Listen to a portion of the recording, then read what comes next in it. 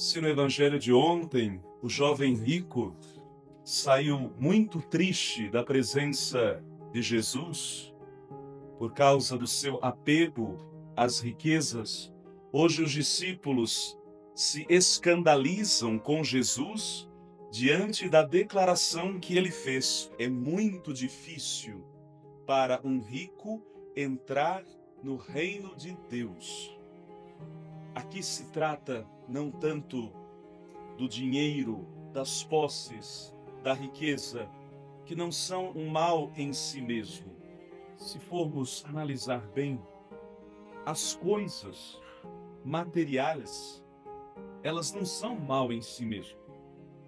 O problema é o modo como nós as usamos, as detemos, as possuímos ou as queremos.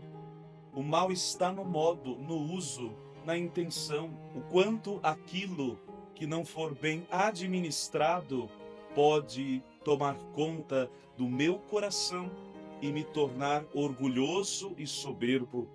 O problema não está na riqueza, na quantidade de dinheiro que se obtém.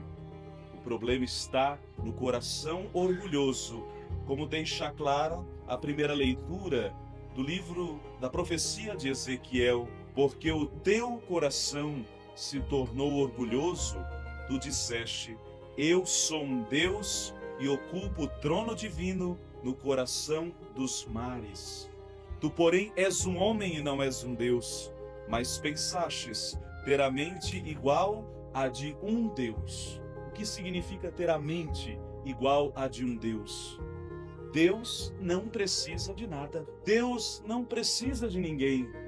Deus é o único que sem orgulho pode dizer, eu basto a mim mesmo.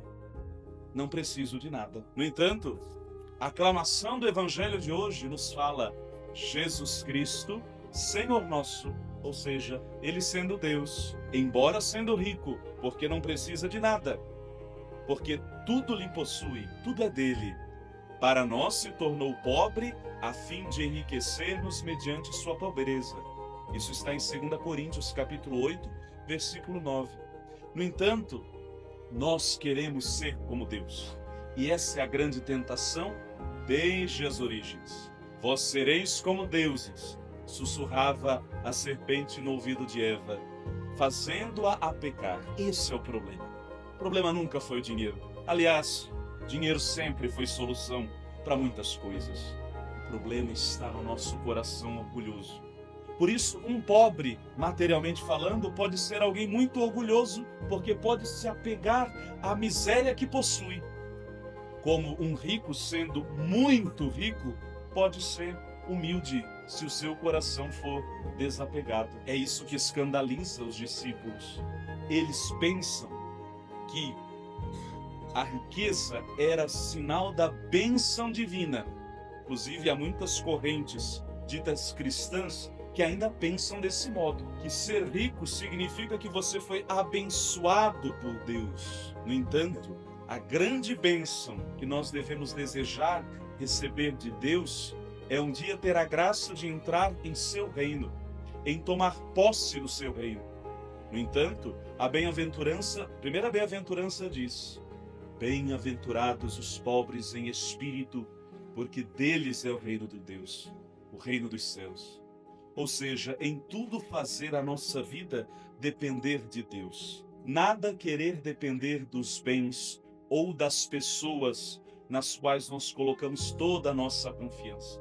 Nem nos bens, nem nas pessoas, mas em Deus somente fazer depender a nossa vida. De certo modo, embora os discípulos fossem pobres materialmente falando, e aquele jovem que saiu triste da presença de Jesus fosse rico, o jovem rico e os pobres discípulos tinham a mesma mentalidade, tirar proveito de algo. É por isso que Pedro vai dizer para Jesus: vê, nós deixamos tudo e te seguimos. O que haveremos de receber? A necessidade de sempre receber algo em troca. Esse é o problema. Jesus promete que eles haverão de receber algo, mas não aquilo que eles imaginam ou desejam. E por isso o Evangelho termina dizendo: Muitos que agora são os primeiros serão os últimos, e muitos agora que são os últimos serão os primeiros. Há salvação para todos. No entanto, dependerá do modo como eu confio e entrego e coloco a minha vida nas mãos do Salvador. Por isso, uma das orações da Quaresma de São Miguel Arcanjo, está lá no folheto, lá no fundo da igreja, que você pode levar para rezar em sua casa. Por conta do nosso tempo, não conseguimos fazer todas as orações aqui, mas uma das orações diz, logo após ao término da ladainha: Senhor Jesus, santificai-nos por uma bênção sempre nova e concedei-nos pela intercessão de São Miguel esta sabedoria que nos ensina a juntar riquezas do céu e a trocar os bens do tempo presente pelos da eternidade. Que por intercessão de São Miguel possamos obter esta sabedoria de perceber que tudo nessa terra, por mais valor que tenha, diante daquilo que Deus é, sempre será relativo, pois somente Ele é absoluto. Olhando para aquele que se fez pobre para nos enriquecer, nos enriqueçamos cada vez mais da sua graça, procurando viver a bem-aventurança dos pobres em espírito, ou seja, a nossa confiança não está nos bens materiais, mas em Deus somente, pois Ele é o único capaz de nos enriquecer, ou seja, de nos salvar. Que assim seja.